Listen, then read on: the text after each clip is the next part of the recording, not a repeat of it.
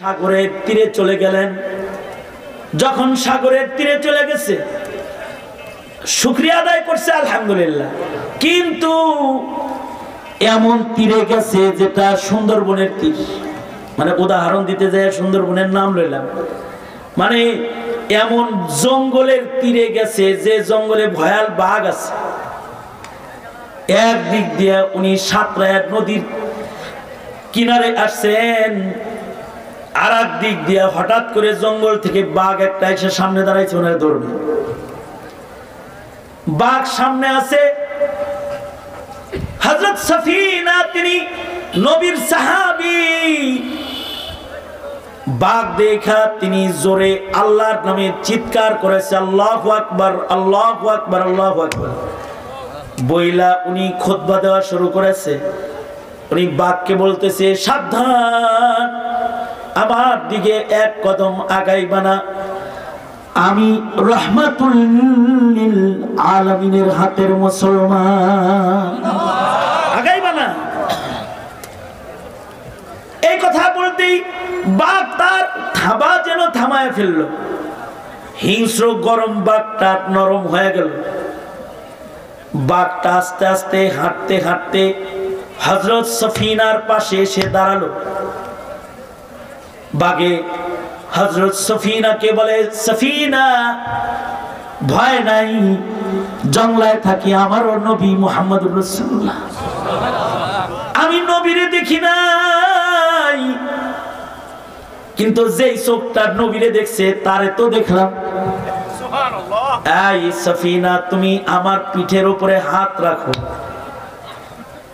এই জঙ্গল ভয়াল রয়্যাল বেঙ্গলদের, টাইগারদের জঙ্গল, বাঘদের জঙ্গল।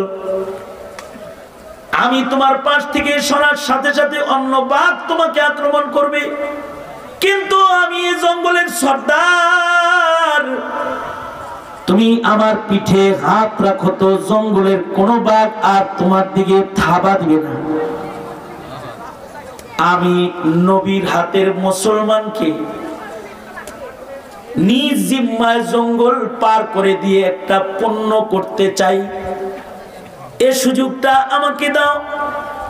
হযরত সফিনা বাঘের পিঠে হাত রেখেছেন, আর বাঘ জঙ্গলের মাঝখান দিয়ে হেঁটে হেঁটে হযরত সফিনাকে পার করে দিতেছে। পার করে দিয়ে একেবারে জঙ্গল পার করে দিছে। এবার মানুষ বসবাস দেখা যায়। বাঘ ইশারা দিয়ে বলে, যাও যাও, ওই যে মানুষজন আছে, এবার তোমার কোনো ভয় নাই। বাঘ সফিনাকে যাইতে বলতাছে, কিন্তু বাঘের চোখ দিয়ে চোখের পানি গড়ায় গড়ায় পড়তেছে। মনে হয় যেন বাঘ নিজের আপনজন কাউকে বিদায় দিতেছে। আল্লাহ যদি কথা বলায়, বাঘেরও কথা বলায়। আল্লাহ যদি কথা বলায়, বাচ্চাকেও কথা বলায়। আল্লাহ যদি কথা বলায়, কুকুরকেও কথা বলায়। আসহাবে কাহাফের কুকুরেরা বলে, কুকুর বলে, এই আমি তোদের দলের তারাইস না, আমারও পূজা ভাল লাগে না, আমি ইমানদার, আমার পূজা ভাল লাগে না, আমি এক আল্লাহর উপরে ঈমানওয়ালা। আল্লাহ তাআলা সূরাতুল কাহফে বর্ণিত এই আসহাবে কাহফের সাথে কুকুরটাকেও আল্লাহ তাআলা একাত্মবাদের কারণে গণনা করে নিয়েছেন, এবং এই কুকুর সহ আসহাবে কাহফকে গুহার ভেতরে আল্লাহ তাআলা টানা 309 বছর এক ঘুমে আল্লাহ তাআলা পার করে দিছে। আল্লাহু আকবার। এই 309 বছর এই ঘুমন্ত মানুষ ও কুকুরকে একজন খাইয়েছেন, তিনি হলেন রাজ্জাক, মালিক আল্লাহ। জোরে আওয়াজ করে বলেন আল্লাহু আকবার, জোরে করে বলেন আল্লাহু আকবার। কুকুররাও খাওয়ালেন, আসহাবে কাহফকেও খাওয়ালেন। 309 বছর পরে একবার ঘুম ভাঙছে, ঘুম থেকে উঠাই বলে, কিরে এত লম্বা ঘুম ঘুমাইলি, কতক্ষণ ঘুমাইলাম রে? কেউ কয় আধা দিন ঘুমাইছি, কেউ কয় একদিন ঘুমাইছি, ইয়াউমুন আও বা'দা ইয়াউম, কিন্তু কেউ কয় না না একদিন আধা দিন না, অনেক লম্বা ঘুমাইছি রে, মনে হয় ঘুম আমাদের অনেক লম্বা হয়েছে। খিদা লাগছে, তাহলে কারোর পকেটে টাকা আসেনি, দিয়ে কটা খাওয়ান কিনা নেই, তো সবাই মিলে চান্দা দিছে, যাও খাওয়ান কিনা আনো, খামো। টাকা লয়ে বাজারে গেছে, দোকানে টাকা দিছে, আর কয় এই 309 বছর আগের টাকা কোত্থেকে আনছস? খাও কি? কয় হ্যাঁ। বাদশার নাম কি এখন? বাদশার নাম অমুক। এজন্যই তো বাজার নতুন নতুন লাগে, তোমারও তো চিনি না, নতুন মানুষ মানুষ লাগে, আমি তো 309 বছর আগের মানুষ। খাও কি? কয় হ্যাঁ, আমাদের যুগের বাদশা ছিল অমুক, আমরা 7 জন মূর্তি পূজা থেকে পলায়ন করে এসে আমরা ঘুমায়েছিলাম। এদিক দিয়া ওই জমানার বাদশা যিনি, সেই বাদশা হলো মুমিন। এই বাদশা সে তার জাতিকে হাসর বুঝাইতে পারতেছিল না, পুনরুত্থান বুঝাইতে পারতেছিল না। এদের ঘুমের ইতিহাস ওই রাজ্যের সব মানুষকে পুনরুত্থানের ঈমান দিল। বাদশা বলে, দেখো, যেই মাওলায় 309 বছর ঘুম পাড়ায়া জাগ্রত করতে পারে, সেই মাওলায় কবরে তোমাদের রাইখা আবার জাগ্রত করতে পারে। সবাই কালেমা পড়ে মুসলমান হয়ে গেল। এই আসহাবে কাহাফ, এদের কোনো আমল নাই, শুধু তাদের ওই যে তাওহীদ বিশ্বাসের ঈমানটাই তাদের পুঁজি।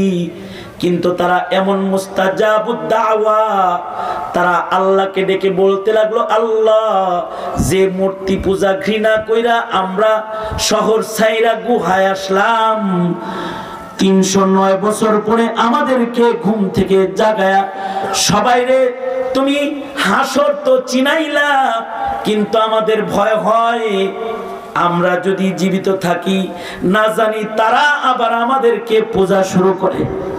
যে 309 বছর ঘুমায় যারা জাগে, হেরাই খোদা, তাইলে তো আরো বিপদে পড়ে যাবো। ওগো আল্লাহ, আমাদের তাওহীদ যেহেতু তোমার কবুল হয়েছে, এবার তুমি আমাদেরকে তোমার কাছে লয়ে যাও। এই দোয়া করার সাথে সাথে একসাথে 7 জন ডান কাতে শুয়ে পড়ল। একসাথে লা ইলাহা ইল্লাল্লাহ পড়তে পড়তে 7 জন এ কুকুর সহ একসাথে মারা গেল। আল্লাহু আকবার, জোরে করে বলেন আল্লাহু আকবার। আল্লাহ যদি খাওয়ায় তাইলে ঘুমন্তও খাওয়াইতে পারে, সেই আল্লাহ মরিয়ম রে বন্ধ করে খাওয়াইতে পারে না? পারে। এবার জাকারিয়া বলে, আল্লাহ, তাকে যদি অমৌসুমে ফল খাওয়াইতে পারো, তাইলে তুমি বুড়া বয়সেও সন্তানও দিতে পারো, কারণ সন্তান দেনেওয়ালাও মাজার কবর পীর সাহেব না। সন্তান দেনেওয়ালাও কে? জোরে আওয়াজ করে বলেন। অথবা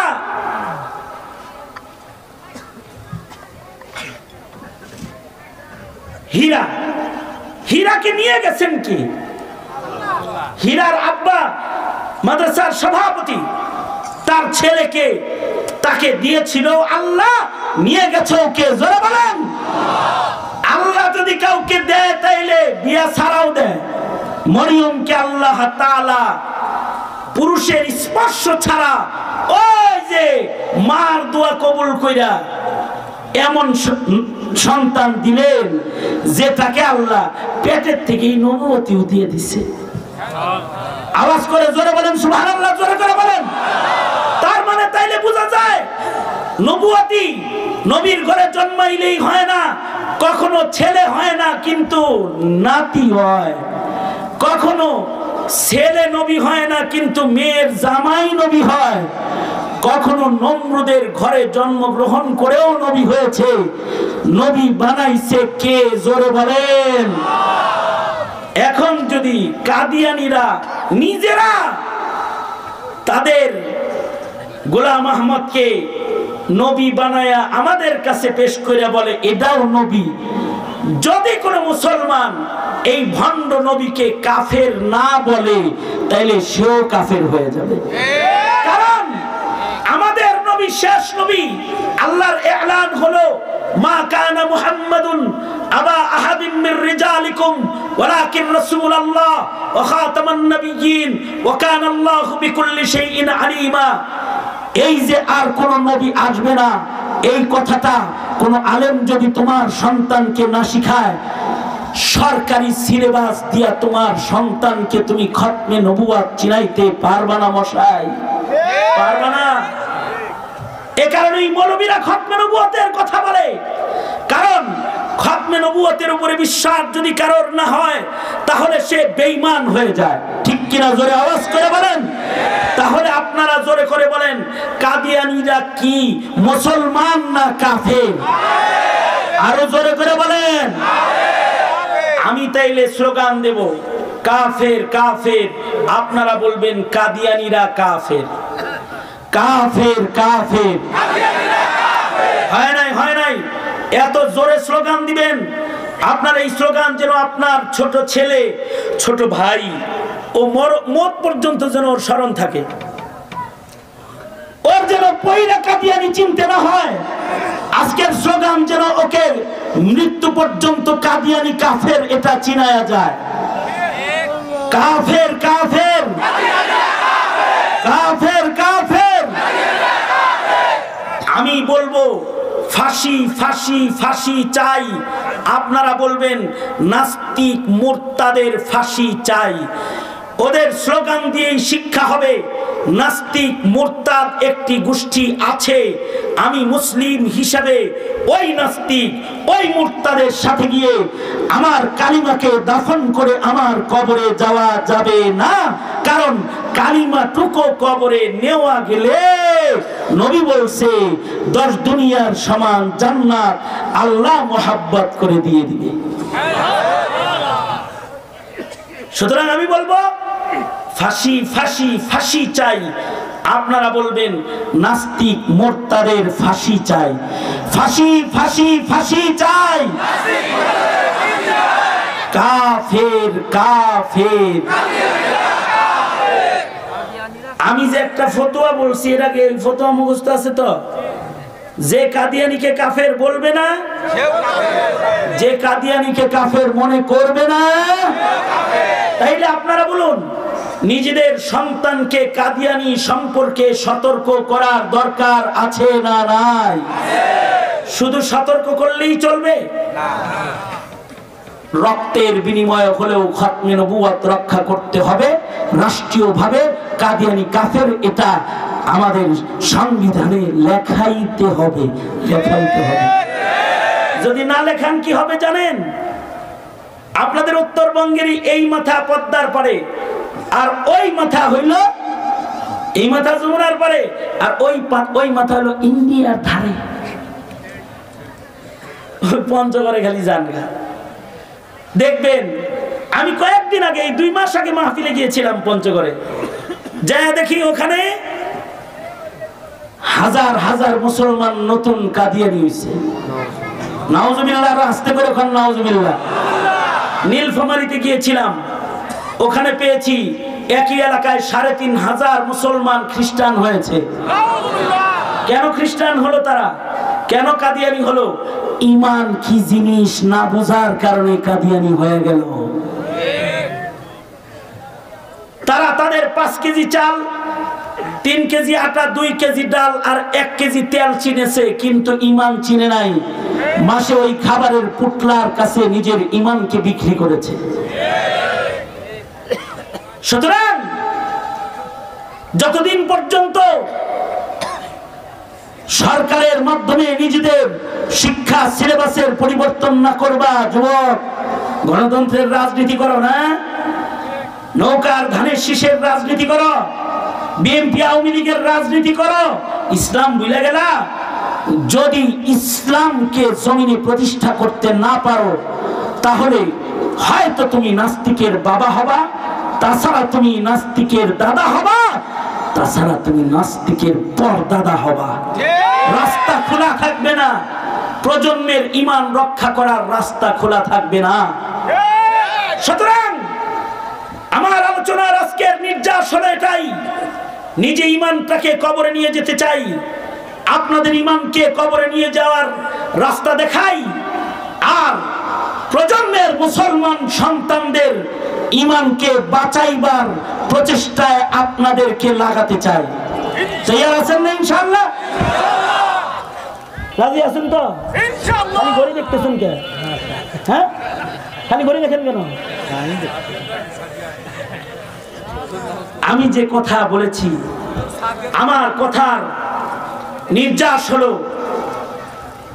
জাতির ঈমান নষ্ট হতে দেওয়া যাবে না। দ্বিতীয় নাম্বার, আকীদা নষ্ট হতে দেওয়া যাবে না, আমল নষ্ট হতে দেওয়া যাবে না। নবী সম্পর্কে যেমন আকীদা আছে, নবীদের সম্পর্কেও আকীদা আছে। কোন নবীর সমালোচনা করা যাবে না। যারা নবীর সমালোচনা করে তাদের ঈমান ঠিক নাই, তাদের আকীদা ঠিক নাই, তাদের আকীদা নষ্ট হয়ে যায়। শিখাইতে হবে এবং আমলের তরিকা শিখাইতে হবে। তাছাড়া আবেদ হবে না। মুসলমানের ঘরে বেদাতির জন্য হবে, বেদাতি হবে। এই সব কিছু ঠিক করার জন্য স্কুল কলেজের সিলেবাস নষ্ট হয়েছে সরকারিভাবে। এই মাদ্রাসাগুলো হলো জাতির জন্য রহমত। এই মাদ্রাসার আলেমরাই ঈমানের কথা কয়, আকীদার কথা কয়, ঠিক না বে ঠিক? জোরে আওয়াজ করে বলেন। তারাই কেউ ভুল করলে সেটা তুলে ধরে। নবীর শানে কোনটা বলা যাবে কোনটা বলা যাবে না, এই আকীদা তারাই শিখায়। সাহাবীদের শানে কোনটা বলা যাবে কোনটা বলা যাবে না, কোরআনের ব্যাপারে কি বলা যাবে কি বলা যাবে না, এই আকীদা পাবলিকের কাছ থেকে শিখা যায় না। আহলে মাদ্রাসার উলামায়ে দ্বীন থেকেই এই আকায়েদগুলো জব্দ করতে হয়। সঙ্গত কারণেই এই দেশে ওয়াজ মাহফিল, তাফসীর মাহফিল দরকার আছে না নাই? চিল্লায়া জোরে আওয়াজ করে বলেন, আরো জোরে বলেন, আছে নাই? 16 বছর তালা ছিল। আজকে এই থানার নাম কি? সুজানগরের মানুষ অত সোজা না, কিন্তু সুজানগর 5ই আগস্টের আগে যদি এই মাহফিল হতো, তাহলে সুজানগরের মানুষরা খালিদ সাইফুল্লাহ আইয়ুবীকে এখানে আনতে পারতেন না। এমপি এবং থানায় কক্ষে আপনারা রাস্তায় পড়ে যেতেন। কারণ একটি চক্র আমাদের মতো মৌলবীদের নাম থানায় জমা দিয়েছিল, এরা যেন কথা বলতে না পারে। কারণ আমরা কথা বললে তাদের কায়দানি মিশন আর সাইদানি মিশন আর বিদআতি মিশন আর যত উল্টাপাল্টা মিশন আছে, এগুলোকে বাস্তবায়ন করা সম্ভব হয় না, হয় না, এগুলো বাধাগ্রস্ত হয়ে যায়। তখন তারা চেয়েছিল যে আমাদের মুখে তালা লাগাইয়া দিবে, কিন্তু আল্লাহ তাআলা আল্লাহর জমিনে দ্বীনের কাজকে হেফাজত করবেন বিধায় জগদ্দল পাথরটাকে আবাবিল দিয়ে দাওয়া দিয়ে দিল্লি বানায়া দিছে। আবাবিল দিয়ে দাওয়া দিছে।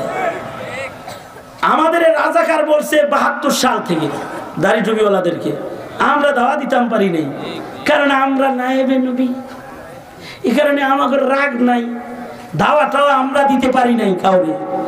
কিন্তু বৈষম্য বিরোধী মুক্তিযোদ্ধার সন্তান ছাত্র জনতাকে যখন বলেছে রাজাকারের বাচ্চা, তখন সারা দেশ থেকে ওরা তুই রাজাকার ধ্বনি নিয়ে সামনে আগায় গেছে। তাকায় দেখে কোনো দিকে পালাবার রাস্তা নাই, শেষ বেলায় নিজেই রাজাকার হয়ে চলে গেছে।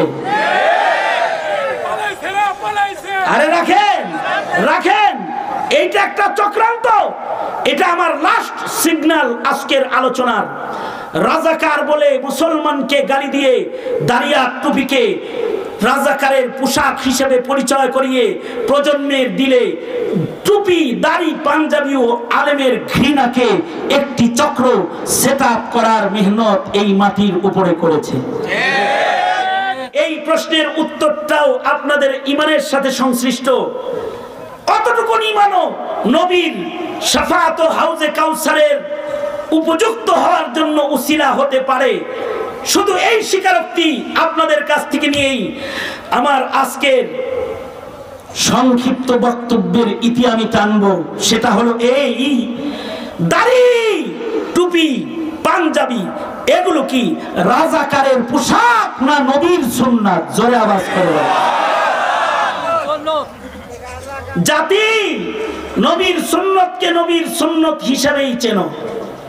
জীবনে কোনোদিন দাড়ি টুপিওয়ালাকে রাজাকার বলো না। এটি একটি চক্রের ধোঁকা। যারা আলেম সমাজ থেকে তোমাদেরকে দূরে রাখতে চায়, তারা তোমাদের মুখে বিভিন্ন বুলি উঠায়া দিতে চায়। সুতরাং আপনারা আলেম ওলামাদের সাথে আছেন তো ইনশাআল্লাহ? না থেকেও আর উপায় কি? নবী তো আর আসবে না, রাহনুমাই আলেমরাই করবে, কারণ তাদের কাছে ইলমের আমানত আছে। ঠিক না বেঠিক? জোরে আওয়াজ করে বলে। আলেমদের সাথে আছি তো ইনশাআল্লাহ? হ্যাঁ।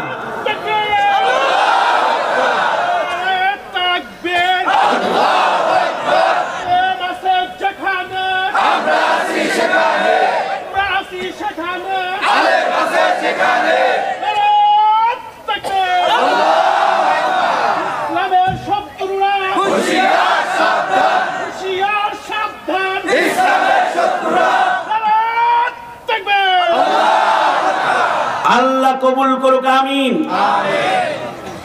দোয়ার আগে কথা হইল, ভোট দিবেন তারে যারা আপনার সন্তানের ঈমান রক্ষা করার দায়িত্ব নিয়ে ময়দানে আসবে, যাদের রাজনৈতিক ইশতেহার হবে মুসলমানকে ইসলাম শিক্ষা দেওয়া, প্রত্যেকটি স্কুলে ইসলাম শিক্ষাকে কনফার্ম করা, যাদের নির্বাচনী ইশতেহার হবে কাদিয়ানীকে অমুসলিম ঘোষণা করা, যাদের নির্বাচনী ইশতেহার হবে মুসলমানের মাটিতে নাস্তিক মোরতাদের মৃত্যুদণ্ডের আইনকে প্রতিষ্ঠা করা, এই ইশতেহার নিয়ে যারা ময়দানে আসবে তাদের সিল দিবেন, হ্যাঁ বলবেন।